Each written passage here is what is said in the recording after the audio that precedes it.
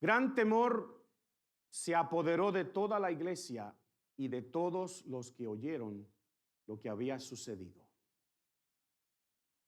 Gran temor se apoderó de toda la iglesia y de todos los que oyeron lo que había sucedido. ¿Y qué fue lo que sucedió? Ananías y Zafira falsificaron al Espíritu Santo. ¿Se acuerdan la expresión? Y murieron. Espectacularmente y trágicamente. Pero miren, este evento no detuvo a los apóstoles y no detuvo a estos nuevos creyentes en su deseo de compartir el evangelio. Al contrario, vamos a leer que ellos continuaban en el templo todos los días, enseñando y predicando sobre este Jesús. Y el pasaje nos va a decir que la iglesia va a crecer y continuar creciendo en una manera espectacular. Y no sé si ustedes se han dado cuenta, pero poco a poco en estas semanas hemos estado viendo, se nos está como dibujando un perfil de la iglesia. Se nos está dando una serie de características, sí, de una iglesia antigua, histórica, pero unas características que son de esta iglesia también y de cualquier iglesia que proclama a Jesucristo como Señor y como Salvador. Así que noten estas cosas. En un momento dado, quizás en este estudio del libro de los Hechos, nosotros vamos a hacer un resumen de todas esas lindas características y nos vamos a comparar. ¿Nos parecemos nosotros a la iglesia primitiva? En forma de introducción a lo que vamos a hablar hoy, yo quiero leer unos versos en el libro de los Hechos, capítulo 5, comenzando con los versos 12 hasta el 16. Y al leer estos versos vamos a poner el fundamento del pasaje que vamos a tratar, que es del 17 hasta el 42. Así que abran sus Biblias conmigo en el libro de los Hechos, capítulo 5, los versos 12 en adelante. Yo lo voy a estar proyectando en la pantalla para que ustedes lo vean en la versión Nueva Traducción Viviente. Y al leer esto, nosotros vamos a ver algunos detalles aquí que continúan pintando este perfil de la iglesia y yo quiero que ustedes presten atención. Así que el libro de los Hechos, capítulo 5, verso 12, lee de la siguiente manera. Los apóstoles hacían muchas señales y milagros y maravillas entre la gente. Y todos los creyentes se reunían con frecuencia en el templo, en el área conocida como el Pórtico de Salomón. Pero nadie más se atrevía a unirse a ellos, aunque toda la gente los tenían en alta estima. Y sin embargo, cada vez más personas, multitudes de hombres y mujeres, creían y se acercaban al Señor. Y como resultado del trabajo de los apóstoles, la gente sacaba a los enfermos a las calles en camas y camillas para que la sombra de Pedro cayera sobre algunos cuando él pasaba. Y multitudes llegaban desde las aldeas que rodeaban a Jerusalén y llevaban a sus enfermos y a los que estaban poseídos por espíritus malignos, y todos eran sanados. ¿Usted dice amén? Todos eran sanados. Miren, aquellas escenas tienen que haber sido espectaculares. Imagínense conmigo un poquitito. Usen su imaginación. Pedro y los apóstoles están predicando en el templo como hacen todos los días. Es interesante lo que dice ahí acerca de lo que está sucediendo. Pero usted se puede imaginar la gente en Jerusalén. Usted se puede imaginar las conversaciones en el mercado. Yo iba a decir en la bodega, pero en el mercado. La gente diciendo, ¿tú te das cuenta lo que está pasando en el templo, en el pórtico de Salomón, donde se reúne esta gente que habla de un Jesús? Se están sanando los enfermos. Tiene que haber sido una bulla enorme, un escándalo, un corre-corre, una algarabía. La voz corrió por toda la ciudad y el pasaje dice que por las aldeas alrededor. Los apóstoles continuaban reuniéndose en el templo todos los días y estaban bendiciendo a su comunidad en una manera especial. Ojalá que se pueda decir lo mismo de nuestra iglesia. Quizás no con milagros y señales espectaculares, a menos que Dios los quiera hacer, pero que esta iglesia se conozca como una que bendice a su comunidad. Pero aquí hay un primer detalle que yo quiero compartir con ustedes. Está en el verso 13. Y vayan conmigo otra vez, porque dice el verso 13, pero nadie más se atrevía a unirse a ellos, aunque toda la gente los tenía en alta estima. Y usted dice, espérate un momentito. ¿Nadie más se atrevía a unirse a ellos? Aunque los tenían en... Y yo me pregunto por qué. ¿Usted no se pregunta por qué? Y yo creo que yo sé por qué. Mi opinión es porque ellos han oído de Ananías y de Zafira. ¿Por qué no se querían añadir? Me parece que lo que sucedió con este Ananías y Zafira estaba en la mente de todos. Todos los que estaban presenciando esos milagros y esas señales sabían que había una pareja que había sido muerta, que había caído muerta en un instante. ¿Por qué no se querían añadir? Yo creo que es porque no querían comprometerse. Le tenían miedo a este evangelio.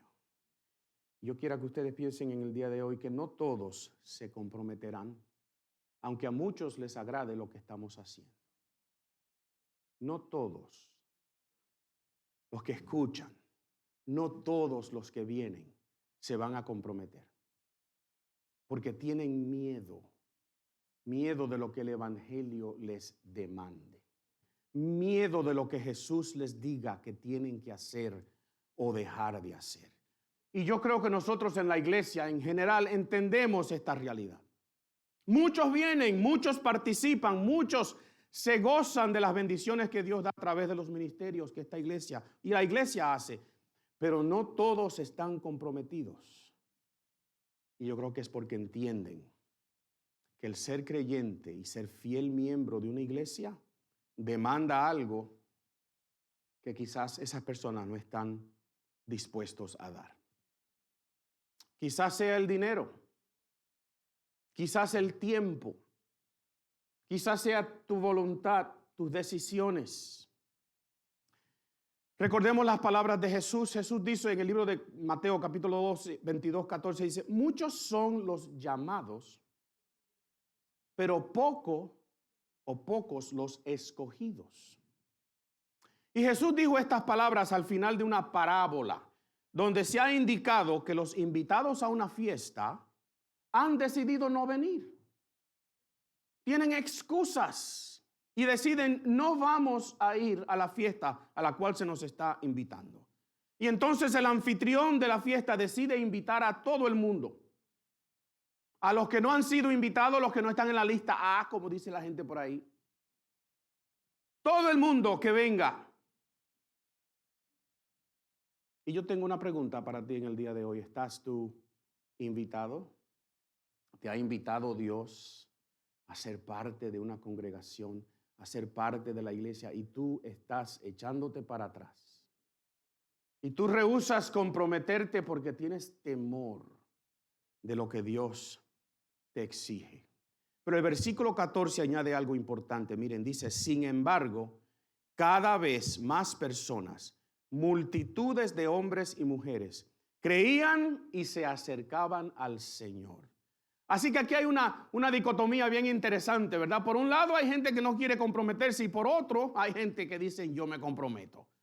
¿Saben por qué? Porque Dios es quien escoge. En ese versículo que le citamos de Jesús, Jesús dice, muchos son los invitados, pero pocos son los escogidos, pero pocos son escogidos, ¿verdad? Así que hay escogidos y esas personas deciden responder al llamado del Señor.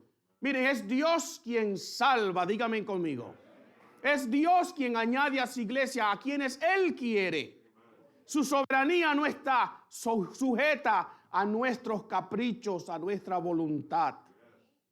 Así que mira, aunque a veces nuestro trabajo parezca que no da fruto, aunque a veces notemos que muchos quieren estar, pero no se quieren comprometer, no perdamos la fe. No nos desanimemos.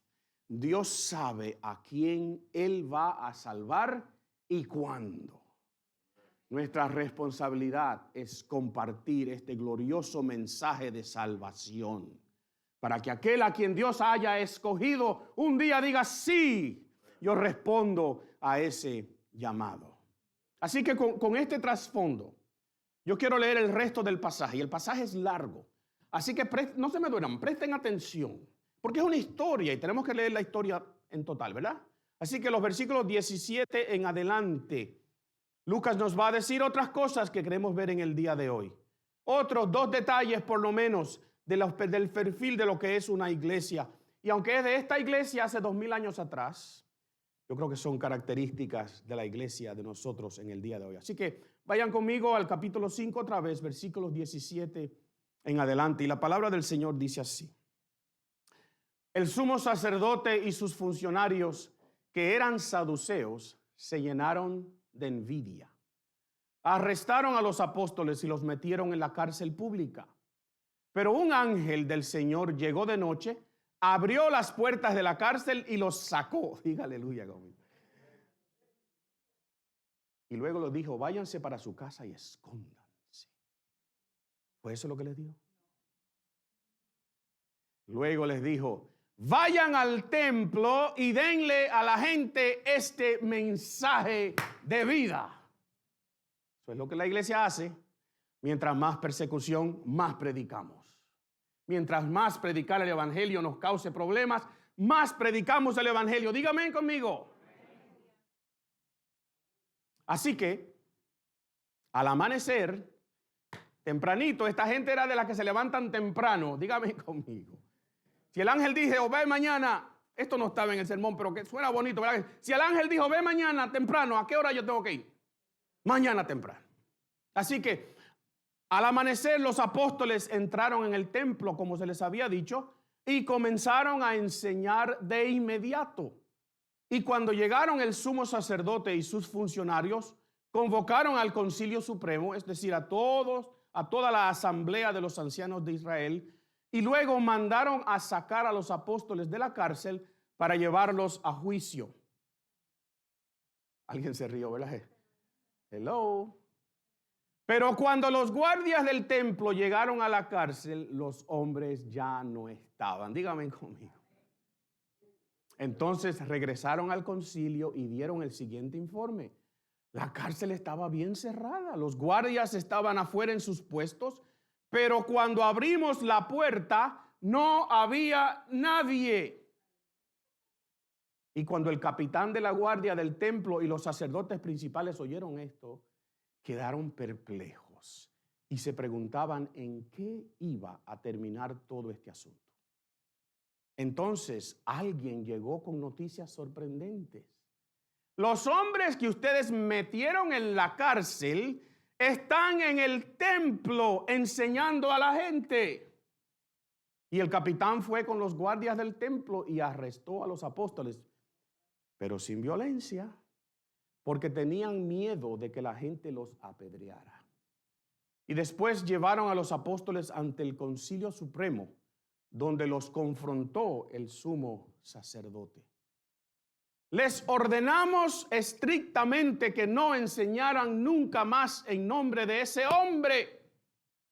En lugar de eso, han llenado a toda Jerusalén con la enseñanza acerca de él y quieren hacernos responsables de su muerte.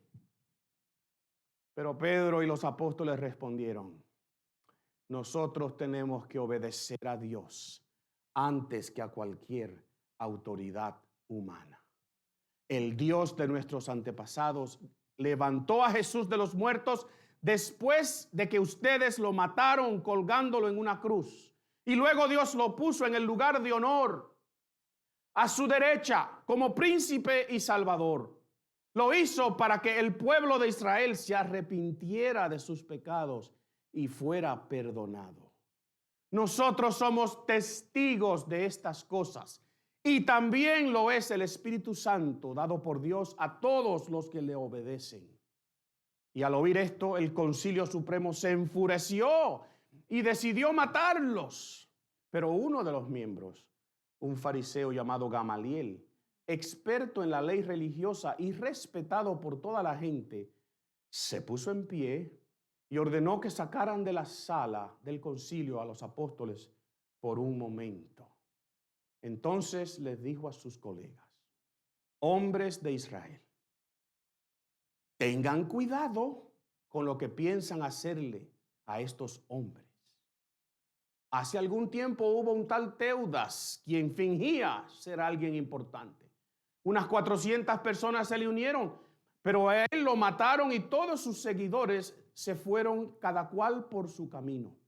Y todo el movimiento se redujo a nada. Después de él, en tiempo en que se llevó a cabo el censo, apareció un tal Judas de Galilea.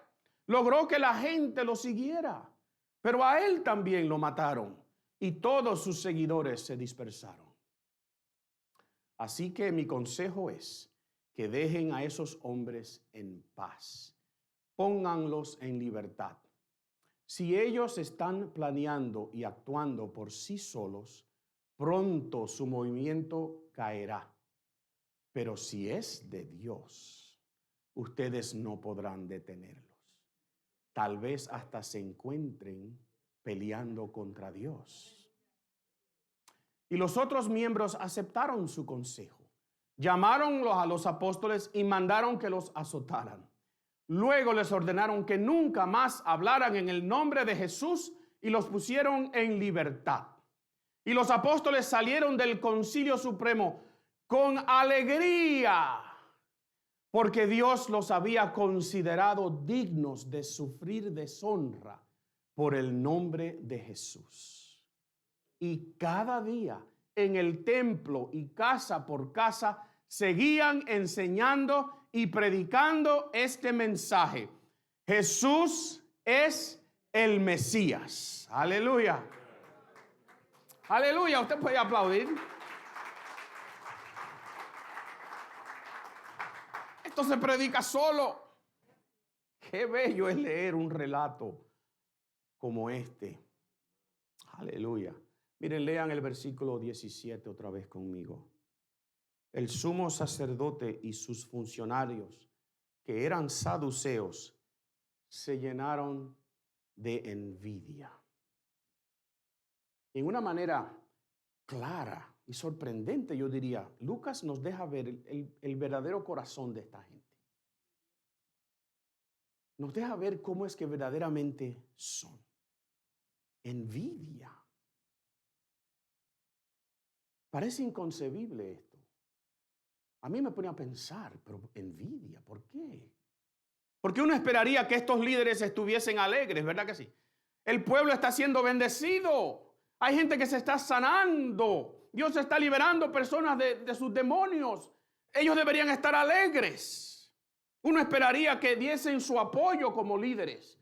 Que dijesen, vamos a apoyar a esta gente que está haciendo esto. Y están predicando, y están sanando, y están liberando. Pero en vez están, ¿qué? Envidiosos. Y se enfurecen tanto que quieren matar a estos hombres galileos. Y una de las razones, ya la vimos hace unas semanas atrás, todo esto se trata de poder. Es de poder que se trata esto, ¿verdad? Se enfurecen tanto porque ellos saben que esta gente tiene poder, porque tiene influencia. John Maxwell, que ha escrito muchos libros sobre liderazgo, especialmente en el ámbito cristiano, dice que ser un líder es tener influencia.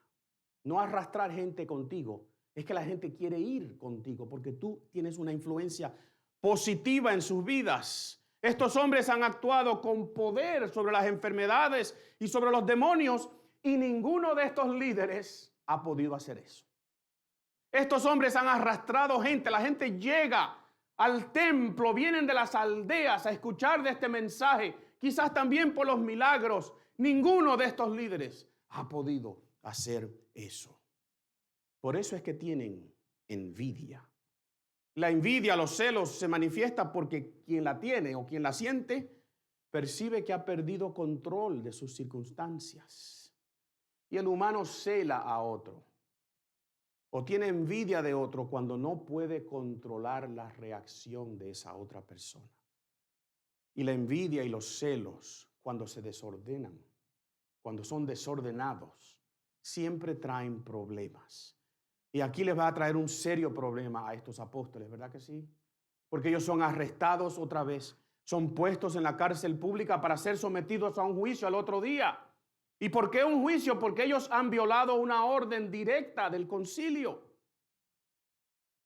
Y al violar esa orden, y por lo que Pedro va a decir, me trae a mí una idea que yo quiero compartir también con ustedes. Porque, ¿qué es lo que Pedro dice? Nosotros tenemos que obedecer a Dios antes que a cualquier autoridad humana. Nosotros tenemos que obedecer a Dios antes que a cualquier autoridad humana. Esto parece ser obvio, ¿verdad que sí? Pero esto tiene repercusiones. Esto trae consecuencias. Hay que pensar bien. Miren, hemos oído la noticia otra vez esta semana, que ya la oímos tanto que quizás se nos estamos, ¿cómo se dice? Insensibles ya. Pero en Indianápolis, una persona dañada en su cabeza, ¿verdad? Tomó un arma de fuego, mató a 8 personas, hay 2 o 3 más heridos, algunos graves. Y vuelve y surge otra vez esta conversación acerca del derecho de portar todo tipo de armas.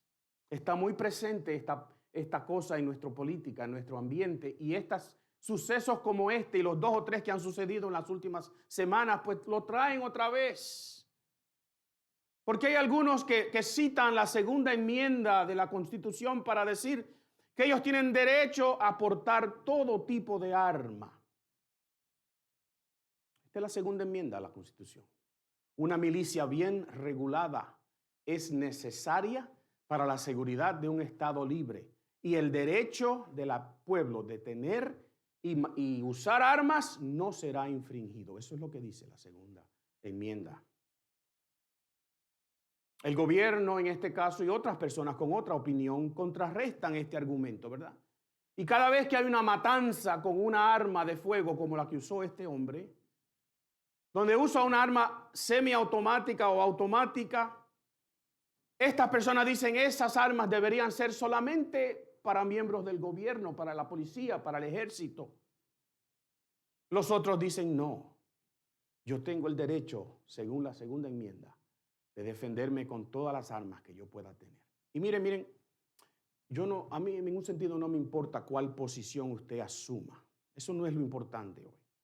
Porque los que defienden su derecho están dispuestos a desobedecer al gobierno. Y en un sentido, formar estas milicias bien reguladas que menciona ahí, ¿verdad? Sublevándose, si es necesario, en contra de las autoridades. Ellos dicen que eso es precisamente lo que esta segunda enmienda protege. El derecho del ciudadano de protegerse de un gobierno tiránico. Y yo me pregunto, ¿qué diría Dios sobre la segunda enmienda? Y aunque yo no pretendo saber cuál es su posición, miren, lo que sí yo no estoy dispuesto es a usar su nombre para defender mi posición. ¿Me escucharon? Lo que no estoy dispuesto a hacer es usar su nombre para defender mi posición. Y yo creo que este es el punto clave de lo que está pasando aquí, porque Pedro dice, es menester, es importante, primero voy a obedecer a Dios antes que obedecer a las autoridades. Y el principio para mí es este, y nosotros solo tenemos derecho a desobedecer a las autoridades cuando nos prohíben hacer lo que Dios nos manda. ¿Me escucharon? Yo no estoy hablando de ninguna segunda enmienda a la Constitución. Si usted quiere tener una bazuca en su casa, porque usted cree que eso es lo que usted va a necesitar para defenderse de un gobierno tiránico, cómpresela, aprenda cómo usarla. Yo no voy a tener una bazooka en mi casa, esa es mi posición personal. Pero yo sé que hay personas quizás aquí en esta congregación que no están de acuerdo conmigo, que tienen otra perspectiva de esto. Está bien, yo lo que le estoy diciendo es que la única manera, en la única forma, la única manera que nosotros podemos decir Dios me dijo, es si Dios me ha dicho que haga algo y el gobierno me dice no lo hagas. ¿Y saben algo? La oportunidad de desobedecer al gobierno la vamos a tener bien pronto, en mi opinión. Yo creo que la iglesia durante nuestros días, mis días quizás, va a tener que enfrentar circunstancias y situaciones donde el gobierno le va a decir no hagas eso y nosotros vamos a tener que decir Dios me dijo que lo hiciera. Y vamos a tener que sufrir las consecuencias. Y vamos a citar a Pedro entonces y le vamos a decir nosotros vamos a obedecer primero a Dios antes que ninguna autoridad humana. ¿Usted dice amén? Vamos a tener que tomar posiciones que nos van a poner en contra de lo que dice la ley, en contra de lo que dice nuestro gobierno. Y igual que estos hombres, ese día vamos a tener que enfrentar las consecuencias. Porque estos apóstoles recibieron 39 azotes cada uno y otra amenaza. En el capítulo 7, en 2 capítulos, vamos a ver que un hombre por desobedecer a las autoridades es puesto a muerte. Esteban se convierte en el primer mártir de la iglesia por desobedecer. Y en el capítulo 9 vamos a ver que la iglesia es dispersada, es atacada de tal manera que tienen que salir huyendo de Jerusalén. Esta gente que estaba bendiciendo al pueblo va a tener que salir huyendo y regarse por todo Palestina. ¿Estamos dispuestos a desobedecer por razones que Dios respalda? No importando el costo. La iglesia a través de su historia ha tomado posiciones que la han puesto en contra del gobierno. Los cristianos en su historia, lo vemos una y otra vez, han desobedecido al gobierno, pero en cada vez que lo han hecho porque dicen lo que Dios me ha dicho que debo hacer es más allá de lo que tú me dices que no debo hacer. Y Pedro y Juan y estos apóstoles estaban jugando la vida ese día por su desobediencia, pero ellos estaban seguros que Dios los respaldaba. Y la pregunta para nosotros es, ¿Dios respalda tu posición en el día de hoy? ¿Dios respalda las posiciones que tú tomas en contra de las autoridades? Porque derecho solamente tienes para desobedecerlas cuando están en contra de lo que Dios te ha dicho. Y después que Pedro responde de esa manera, él prosigue a darles el mismo mensaje que les ha dado 3 o 4 veces a esta gente. Y Pedro es bien directo.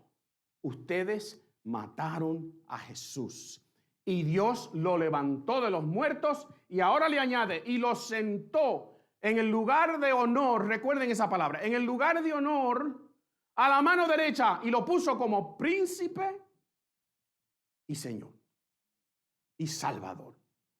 Y si tú eres el sumo sacerdote y escuchas esa palabra príncipe, nosotros no hablamos griego aquí, pero vaya y búsquela si usted tiene una de esas Biblias que son de interlínea, porque el principio de la palabra es la misma. El sumo sacerdote que estaba escuchando eso dice, oh, pero ahora también este Jesús es el príncipe, un nombre, una palabra del cual está derivada el nombre o el título de este sumo sacerdote. ¿Ustedes creen que era una coincidencia que Pedro usara esa palabra?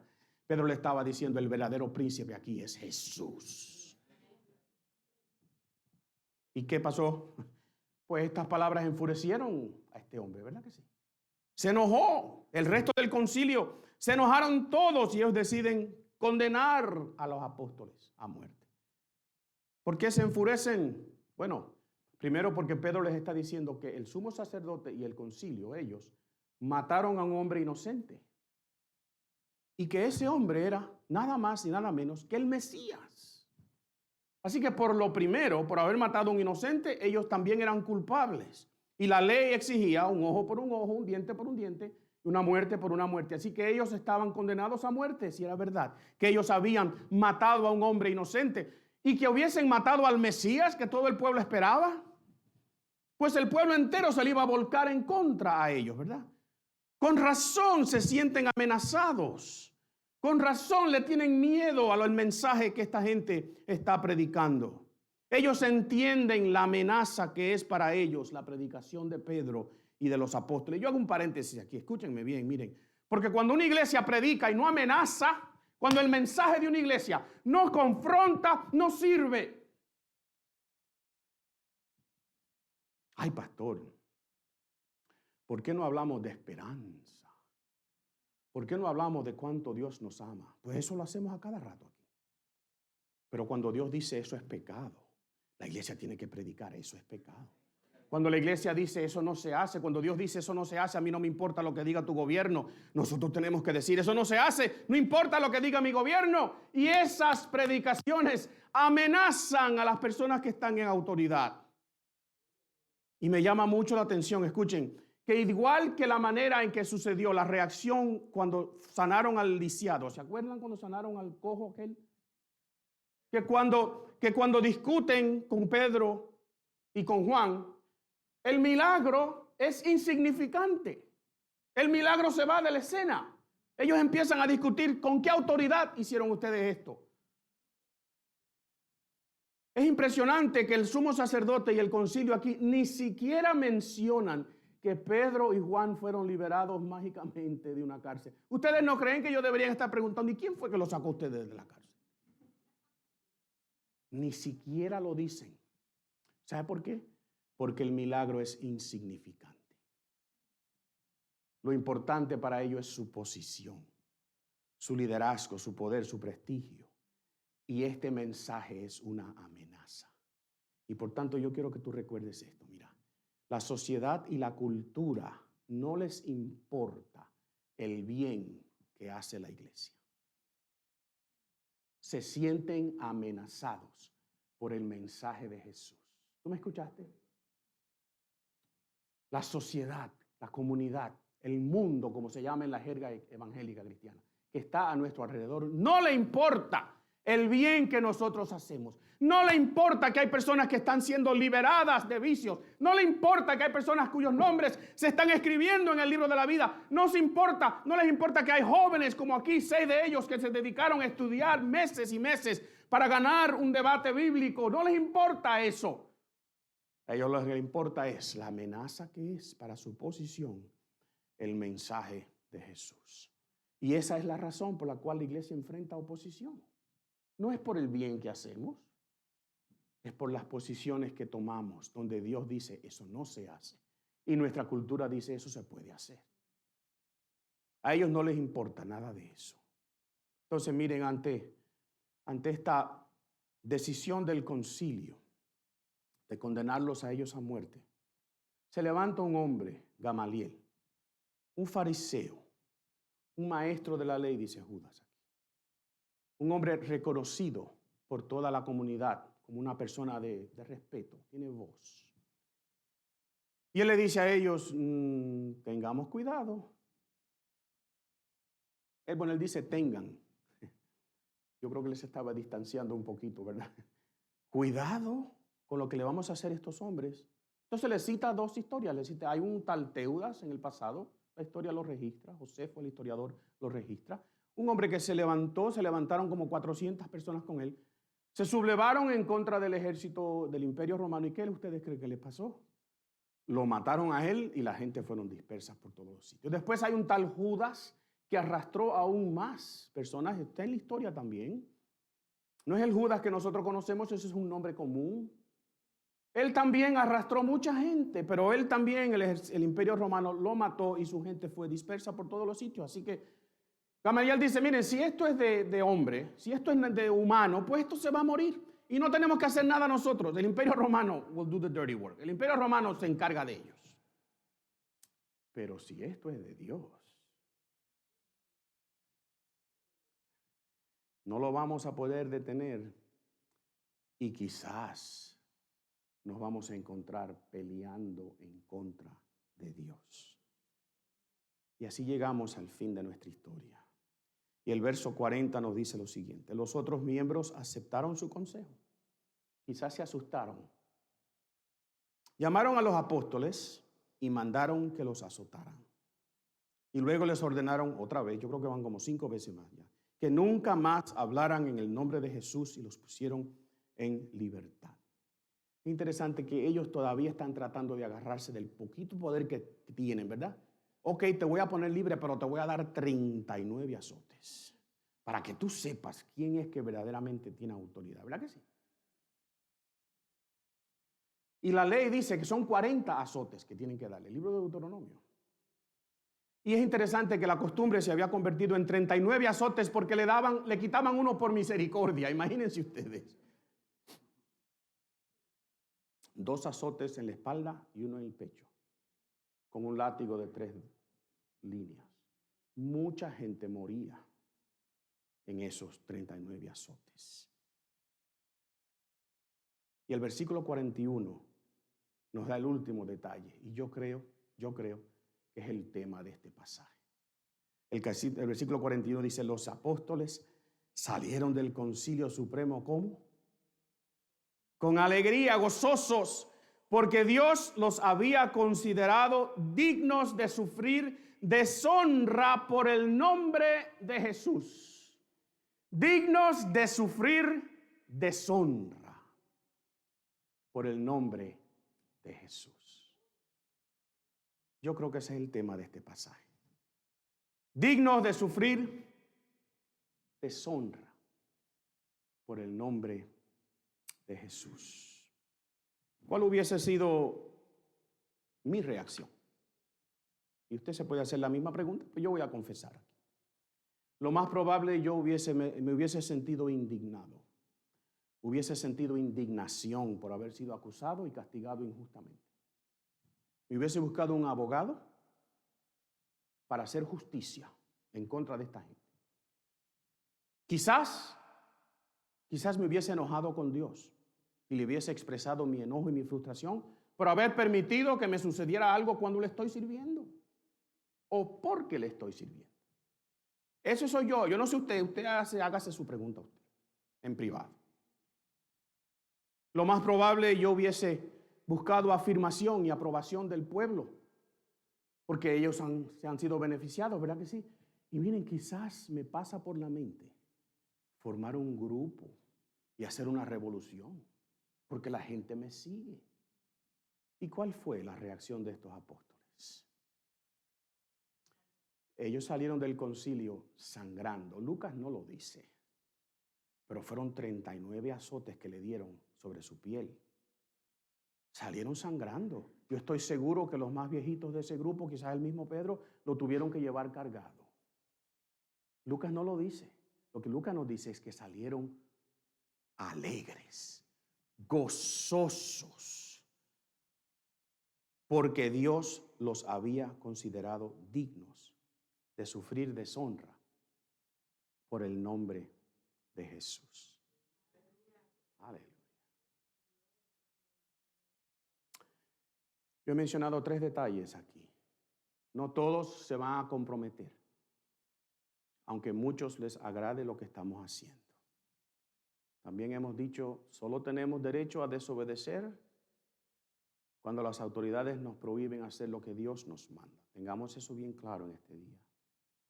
Y miren, el creyente considera un gran gozo el ser hallado digno de sufrir deshonra por el nombre de Jesús.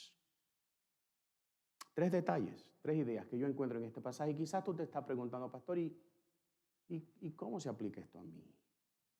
¿Qué hago con esta información? ¿Esto es solamente una historia? Porque es historia, ¿verdad que sí? ¿Esto solamente sucedió hace 2000 años a esta iglesia? ¿Qué quiere decir esto para mí? Primero, miren, no nos vamos a desalentar, no nos vamos a desanimar cuando vemos que hay personas que no se quieren comprometer. Nosotros no estamos aquí para juzgar a nadie. Dios juzga, nosotros predicamos, nosotros bendecimos, nosotros servimos, nosotros adoramos. Dios se encarga de añadir a la iglesia a aquellos que han de ser salvos. Miren, segundo, la iglesia no existe aparte de su contexto aquí en el mundo. ¿Sabían ustedes eso? En la iglesia, en el cielo la iglesia no se menciona. Nosotros somos iglesia aquí, en un contexto humano. Es aquí, en esta tierra que está, en esta comunidad de personas que necesitan escuchar el mensaje de salvación. Es aquí que Dios nos ha dejado. No somos de este mundo en esencia, pero estamos en este mundo en presencia. Acuérdense de eso. Entonces nosotros tenemos que obedecer a las autoridades siempre y cuando esto no sea a costo de obedecer a Dios. ¿Por qué? Porque somos parte de la comunidad entera de personas que Dios ha dejado aquí en la tierra.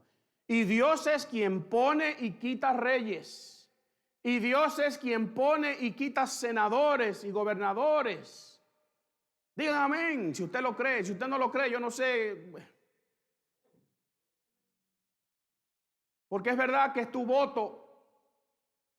Pero ¿se acuerdan del capítulo 1 cuando ellos echaron suertes? Y le dijeron a Dios, vamos a echar suerte, decide tú. Eso fue lo que ellos dijeron, ¿verdad que sí? Cuando tú votas, tú le estás diciendo a Dios, yo voy a votar, pero tú eliges. Y el asunto no está en yo escoger el que ganó. Es un error. El asunto está en ejercer tu voto. Porque a Dios le interesa las decisiones de tu corazón. No si votaste rojo o azul o verde o amarillo. No, ni Dios no le importa nada de eso. Dios mira las decisiones que tú tomas, la razón por la cual tú tomas estas decisiones. Así que la iglesia está en una comunidad y está dentro de un orden de político y tiene que fungir en ese ambiente, en ese contexto. Nosotros no podemos aislarnos. Estamos llamados a ser parte de la comunidad, aparte de su pecado, pero parte de la comunidad.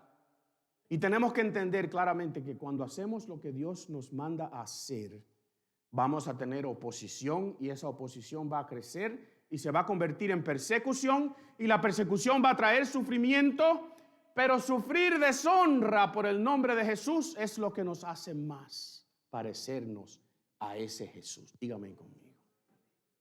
Miren, este mismo Pedro, que ya ha sido encarcelado 2 veces en los primeros 6 capítulos que hemos leído, que lo han azotado 39 veces, que lo han amenazado 4 veces ya con su vida, ese mismo Pedro escribe lo siguiente: así que alégrense de verdad.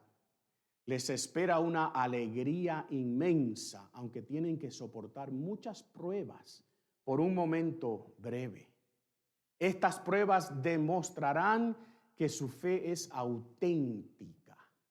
Está siendo probada de la misma manera que el fuego prueba y purifica el oro, aunque la fe de ustedes es mucho más preciosa que el mismo oro.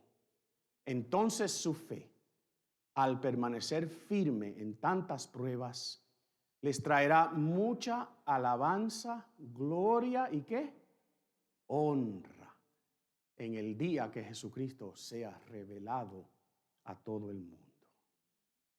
Y Pedro también al final de esa misma carta dice: queridos amigos, no se sorprendan de las pruebas de fuego por las que están atravesando, como si esto fuera algo extraño, lo que le está sucediendo a ustedes. En cambio, alégrense mucho. ¿Qué fue lo que sintieron los apóstoles cuando salieron del concilio? ¿Y qué más sintieron? Dolor, miedo. ¿Sí? Yo creo que sí, vamos a ser honestos.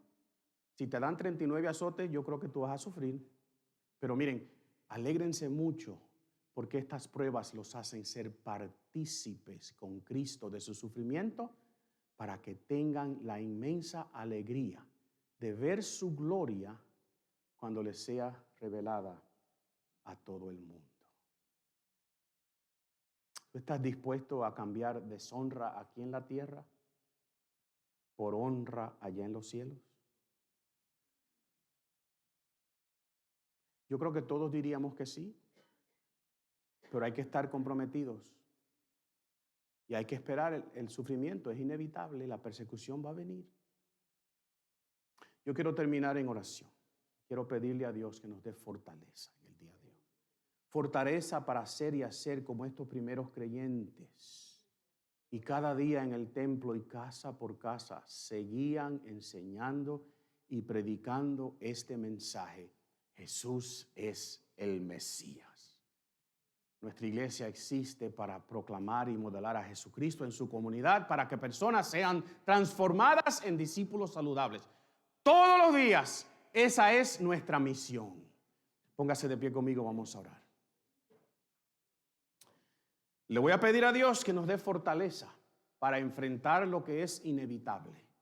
No le voy a pedir a Dios que nos libre de persecución. ¿Estamos de acuerdo? Cuidado con lo que usted le pide al Señor, ¿sabe? Pero la iglesia está llamada a proclamar. La persecución vendrá, pero el ángel que nos va a libertar está ahí. Y Jesús está sentado a la diestra de Dios Padre. Acuérdense. Cada vez que usted ve a Jesús sentado en el trono es porque tiene autoridad. Y lo que me puede hacer el hombre aquí, el ser humano aquí, sí, puede que me duela, puede que hasta me quiten la vida. Pero quien me dio la vida eterna está ya sentado en el trono y nadie puede ir en contra de su palabra. Así que vamos a orar. Señor, en el nombre de ese Jesús, te rogamos que nos des fortaleza, Señor. Fortaleza primero para proclamar a Jesucristo, para modelar a Jesucristo, para predicar este glorioso mensaje todos los días. Y Señor, fortaleza para que cuando venga la inevitable persecución, nosotros tengamos el valor de decir como Pedro: nosotros vamos a obedecer primero a Dios antes que a cualquier autoridad humana. Y Señor, cuando nos metan en la cárcel, cuando nos azoten, cuando nos critiquen, cuando nos hostiguen, cuando nos echen para un lado, cuando nos quiten nuestros derechos, nosotros seguiremos cada día predicando a Jesucristo y diciendo: Jesús es el Mesías, hasta el día que ese Jesús venga por su iglesia o Él decida llevarnos. Danos fortaleza, Señor, porque esto es difícil. Es difícil. Y lo estamos viviendo hoy. Pero gracias, Señor Dios, que tú sigues siendo soberano. Que nada detiene tu plan divino de salvar a quienes tú has escogido. Que nada ni nadie puede detener esta obra de la iglesia, que las puertas del infierno no prevalecen contra ella, porque ella marcha en adelante, proclamando y modelando el mensaje de Jesucristo a todos los que tú pongas a nuestro alrededor. Para que tu nombre sea conocido, para que tú, Jesús, seas famoso en todo el mundo y todos sepan que hay un Señor y un Salvador, Jesús el Mesías. Gracias, Señor, en el nombre de Jesús oramos. Amén y amén. Que el Señor les bendiga, el Señor les guarde. Gloria a Dios.